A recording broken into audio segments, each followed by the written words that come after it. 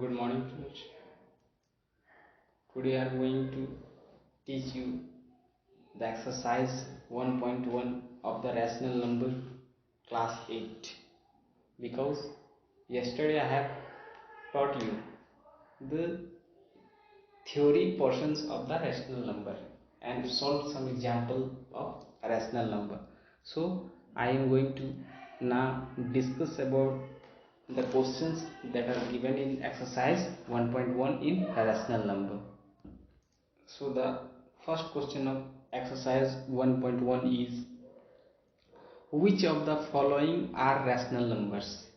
यानी कि पहला क्वेश्चन है कि इसमें से आपको रैशनल नंबर को चुनना है। तो हमने डिस्कस किया था कि रैशनल नंबर क्या होता है, जिसे हम p बाय क्यू के फॉर्म में लिख पाते हैं, उसे हम रैशनल नंबर कहते हैं। यानी कि यहाँ q का जो वैल्यू होना चाहिए वह 0 नहीं होना चाहिए। q का जो वैल्यू है हमारा वो 0 नहीं होना चाहिए। तो हम पहला जो एग्जाम्पल है उसमें हम देखते हैं कि क्या है। तो पहला जो है वो क्या है, 0/5। पहला है 0/5। तो p हमारा, ये p हमारा तो कुछ भी हो सकता है, क्योंकि p के लिए हमारा कोई मैंडेटरी नहीं था, लेकिन q के लिए मैंडेटरी था कि वह 0 नहीं होना चाहिए। तो 0/5 ये हमारा एक रैशनल नंबर है, क्योंकि इसे हम p बाय क्यू के फॉर्म में लिख सकते हैं, जहाँ q का वैल्यू 0 नहीं है, क्या है, 5 है। उसके बाद 2 को भी हम रैशनल नंबर लिख सकते हैं, क्योंकि हम 2 को 2/1 लिख सकते हैं और इसका वैल्यू हमारा 2 ही होगा, इसीलिए 2 भी हमारा एक रैशनल नंबर है। 3/4 को भी हम एक रैशनल नंबर लिख सकते हैं, क्योंकि 3/4 को हम p बाय क्यू के रूप में लिख सकते हैं। उसके बाद -1/√2।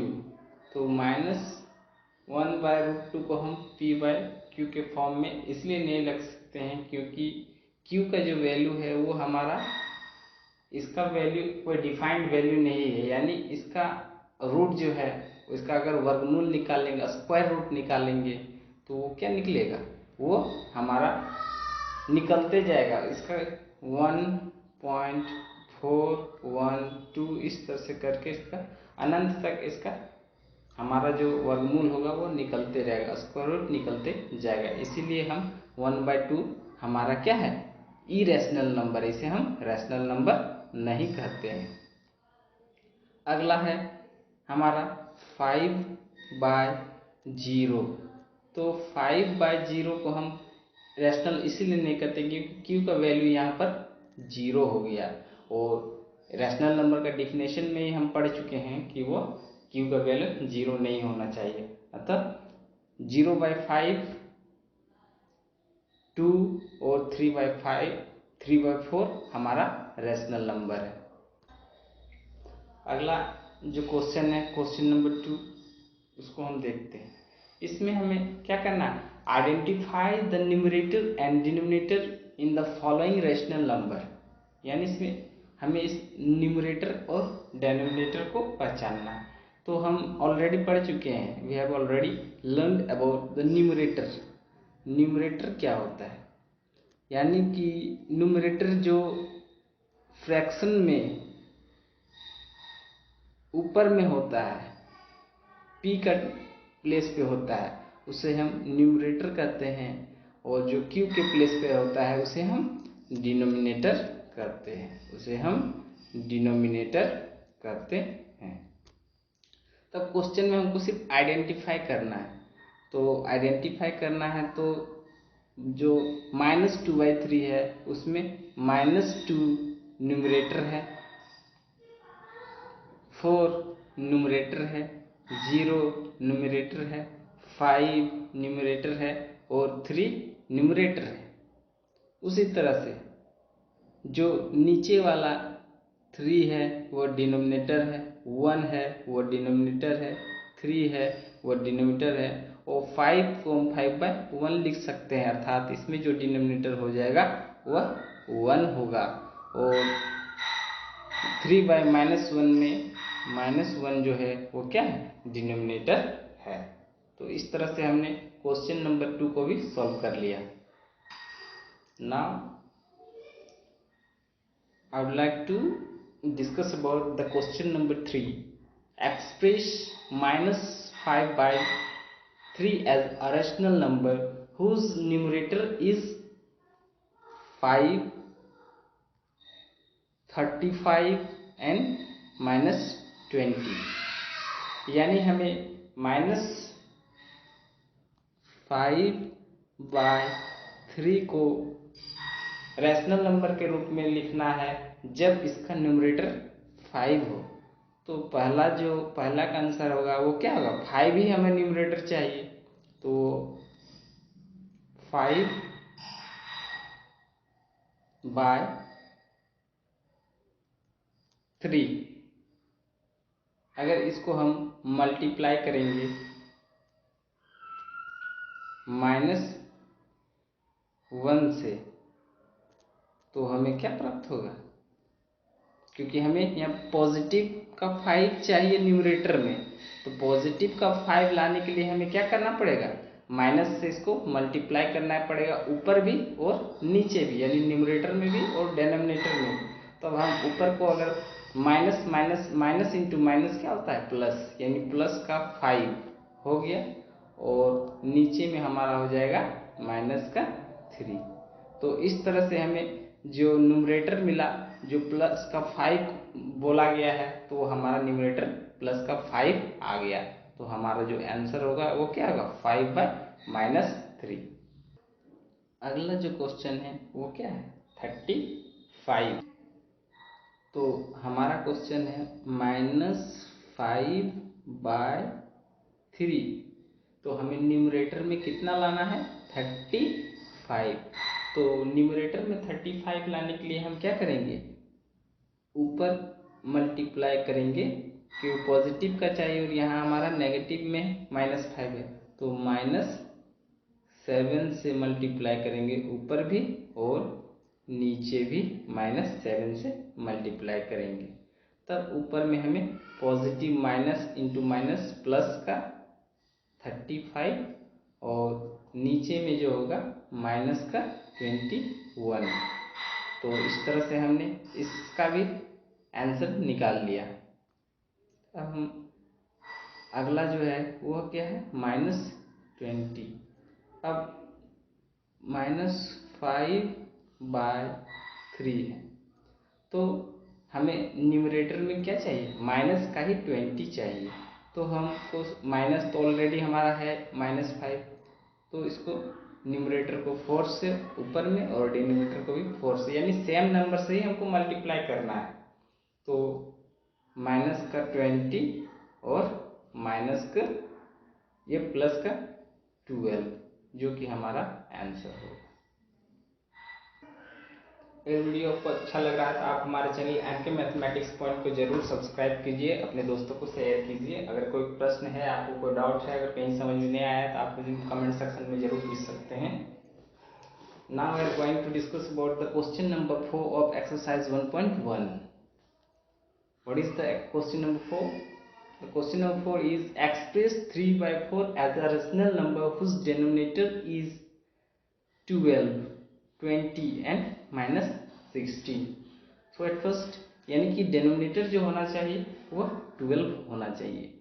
तो 3/4 है, अगर डिनोमिनेटर हमें क्या चाहिए, 12 चाहिए, तो हमें क्या करने का, इसे मल्टीप्लाई करना होगा 3 से।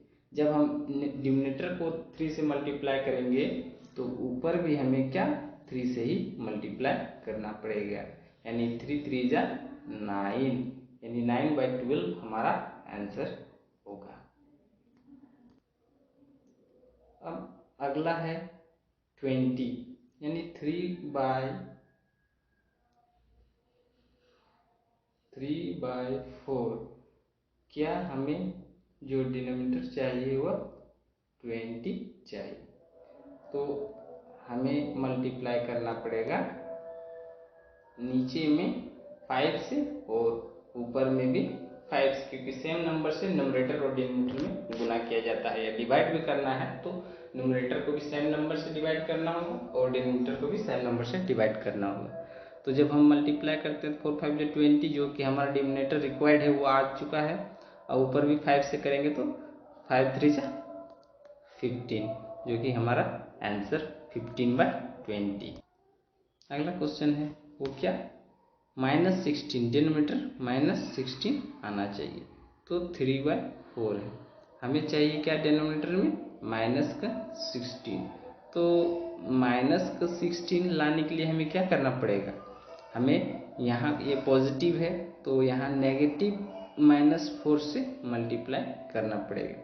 तो इसी तरह न्यूमरेटर को भी -4 से ही सेम नंबर से मल्टीप्लाई करना पड़ता है।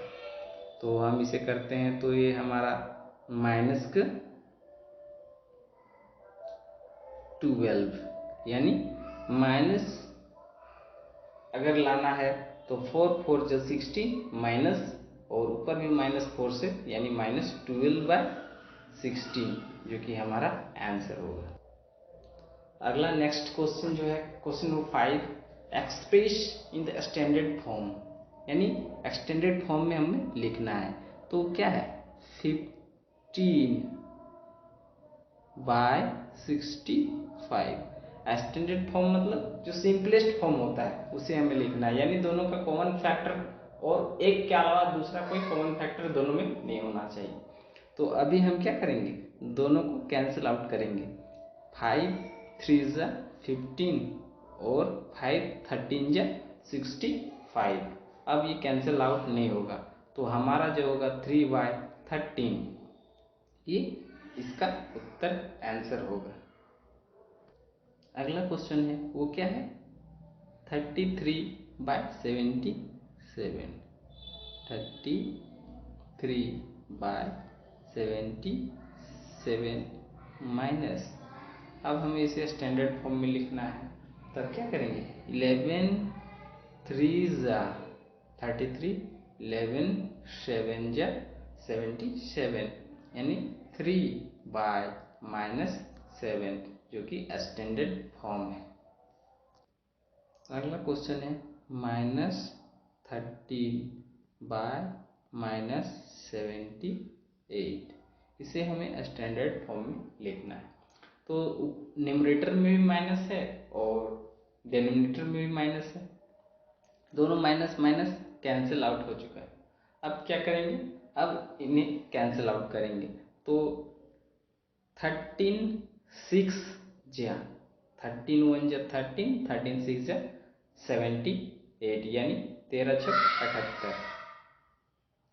तो अब क्या करेंगे, हम जो आंसर होगा वो होगा 1/6। अब ये कैंसिल आउट नहीं होगा, तो यही हमारा आंसर होगा।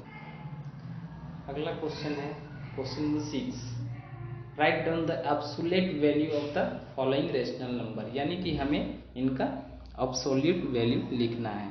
तो एब्सोल्यूट वैल्यू का मतलब that means all numbers are in positive value. तो 3/-5 का अगर रैशनल नंबर लिखना है तो ये क्या होगा, 3/5। -4/7 का रैशनल नंबर लिखना है तो वो पॉजिटिव सारा होता है, तो होगा 4/7। उसी तरह 8/9 का अगर एब्सोल्यूट वैल्यू लिखना है तो वो क्या होगा, 8/9।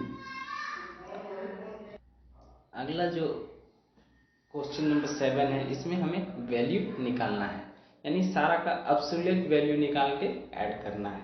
तो 1/3 का एब्सोल्यूट वैल्यू 1/3 प्लस -3/2 का एब्सोल्यूट वैल्यू जो होगा वह 3/2।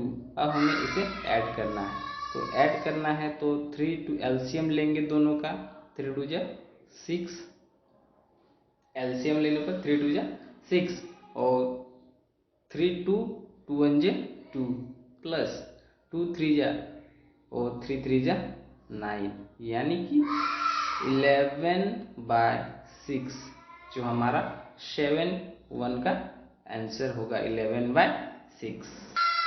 अगला प्रश्न है 4/7 का एब्सोल्यूट वैल्यू हमारा 4/7 होगा और माइनस करना है इसे, -3/5 का जो एब्सोल्यूट वैल्यू होगा वो 3/5 होगा, क्योंकि माइनस इसमें प्लस में चेंज हो जाता है।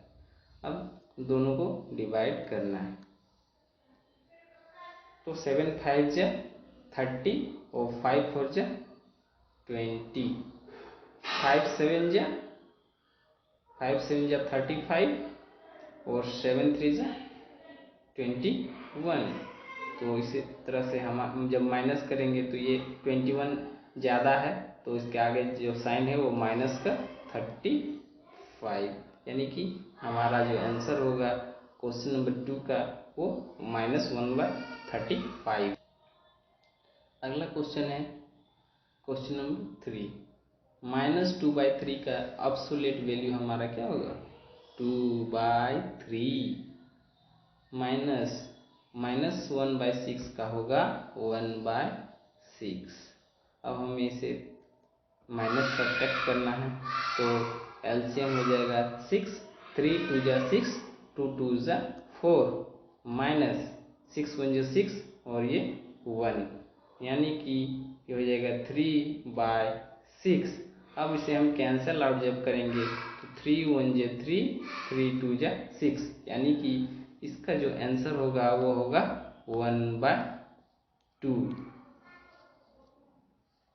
इस तरह से हमने क्वेश्चन नंबर 7 तक कंप्लीट कर लिया है।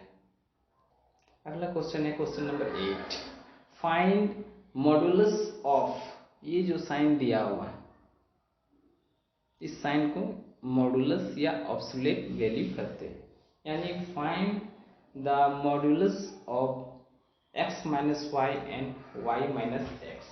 तो हम क्या करेंगे, x का वैल्यू हमारा दिया हुआ है 9, माइनस y का जो वैल्यू दिया हुआ है 1/5। अब इसका हमें मॉड्यूलस का वैल्यू लिखना है, तो हम इसे क्या करेंगे, पहले माइनस करेंगे, 5 है 45 माइनस 1, यानी कि 44/5 का जो हमें मॉड्यूलस वैल्यू होगा वो क्या होगा 44/5। ये हमारा x माइनस वाई मॉड का वैल्यू 44/5 आया। तो आप इसे समझें, आसानी से समझ सकते हैं। मॉड्यूलस का वैल्यू मतलब पहले हमको क्या करना है, x माइनस वाई निकाल लेना है, उसके बाद जो वैल्यू भी आएगा तो उसके हम पॉजिटिव वैल्यू लिख देते हैं, तो वही हमारा मॉड्यूलस का वैल्यू होता है। और अगर y माइनस एक्स होगा उसका भी मॉड्यूलस नेगेटिव भी आंसर आएगा, लेकिन जब मॉड्यूलस निकालेंगे तो आंसर भी हमारा सेम ही होगा, यानी x माइनस वाई मॉड्यूलस और y माइनस एक्स का जब मॉड्यूलस दोनों निकालेंगे तो दोनों में हमारा आंसर वो सेम हो, क्योंकि हमें तो सिर्फ मॉड्यूलस का वैल्यू होता है पॉजिटिव टर्म्स में हमेशा होता है। अगला है y माइनस एक्स का मॉड्यूलस निकालना, तो y का वैल्यू 1/5 माइनस 9, तो इसको सॉल्व करते हैं तो हमें क्या प्राप्त होता है 5 1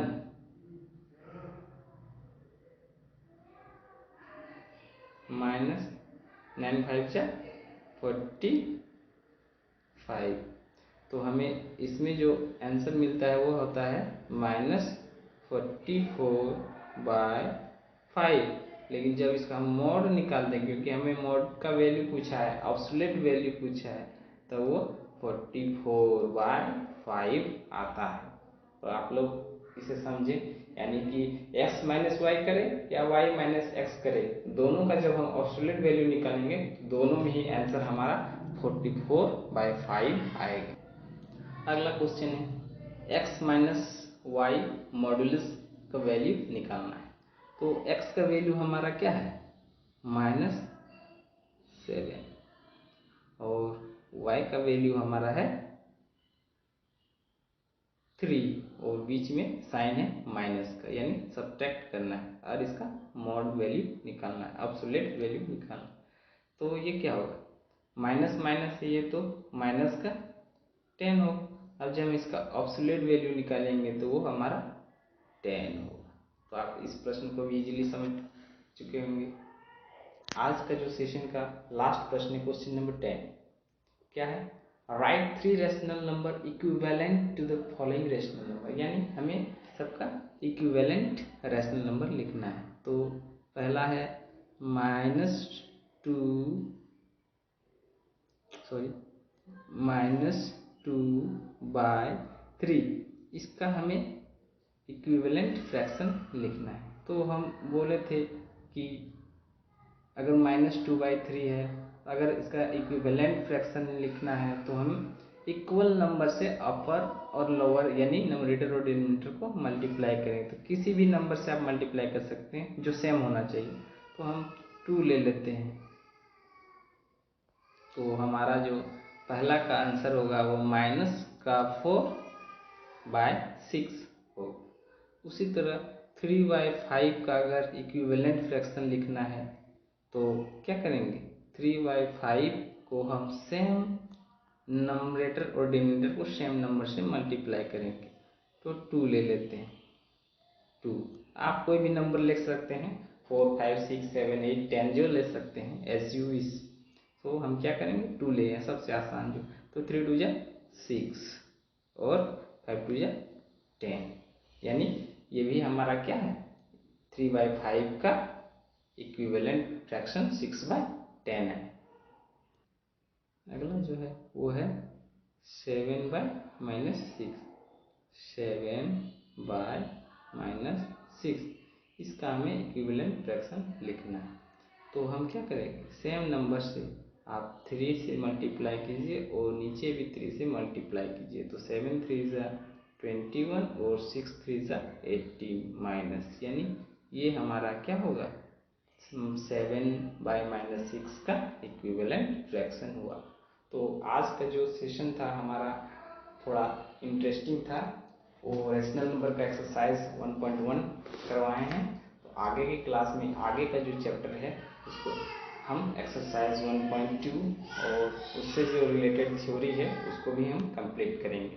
तो आज का हमारा सेशन अच्छा लगा तो हमारे इस वीडियो को शेयर कीजिए और अपने दोस्तों को भी बताइए इस तरह के चैनल के बारे में, ताकि वो भी कुछ सीखे, उनको भी ट्यूशन कोचिंग की ज़रूरत ना पड़े। आप यहाँ इजीली सीख सकते हैं। आप क्यों पैसा बर्बाद करेंगे कोचिंग करके, आप हम ऑनलाइन प्लेटफॉर्म पर आप आसानी से सीख सकते हैं, क्योंकि मैं बहुत ही धीरे धीरे पढ़ाता हूँ ताकि बच्चे आसानी से सीख सकते हैं। बहुत सारे चैनल होंगे कि बहुत फास्टली बताते हैं, आपको वहाँ समझ में नहीं आएगा, मैं एक एक क्वेश्चन आपको सॉल्व करवाऊँगा। तो thank you for viewing my videos.